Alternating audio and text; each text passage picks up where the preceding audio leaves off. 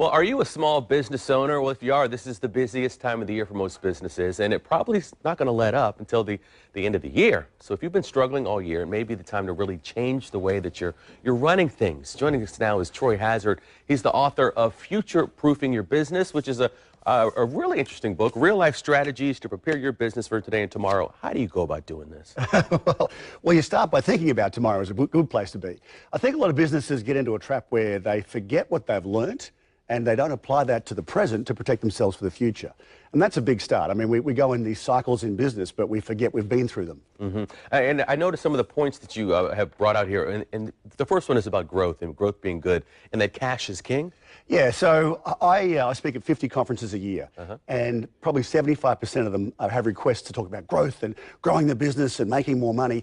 And I think it's on the back of the shift we had in 2008 where things were pretty tough. People are looking to try and just get busy and get moving and get back on track. The problem with that is that we focus too much on growth and not good growth. And by that, I mean we bring on bad clients, or we don't manage our cash flow because growth costs us money. We've got to put people on, we've got to buy products to fund that growth, and sometimes we forget that. You know, there's an age-old mantra, the customer is always right. Yeah. But in today's world of social media, I guess you really can't even stand to or afford to get any real negative publicity with your business. Well, a little bit, but what's happening is they're coming to us more informed. You know, 5 years ago, you type into a browser plumber, and you get 150 things come up in front of you. Now you type in, I have a leaking sink and I need a plumber. So they're very informed before they get to you. They understand who you are, what you do, and how you can service them. So what we need to have is an understanding of how to communicate that to them. So we're making sure that they're coming well informed and we can service that need more specifically. What are you finding are some of the first major mistakes that people are making? Look, I think the biggest one is that, particularly in small business, they make a buck, they bank a buck, they think they've got a buck. And the fact is you don't, because you've got to go and spend a buck to make the next buck.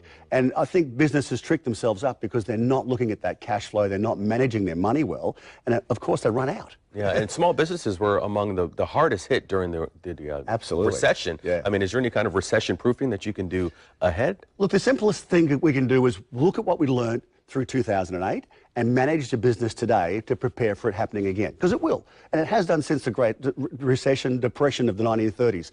Go back and look at the cycles every 7 to 10 years, things come unstuck. So prepare yourself for the future by watching what you're doing today. Now, when you say the future, how far out in the future do you think that they should be preparing for? Well, 5 years, 10 years? Yeah, probably 5 to 7. Cycles happen every 7 to 10 years. If you're looking 5 years out, you're preparing yourself for the next cycle and making sure you're more resilient to carry through that cycle into the next upswing.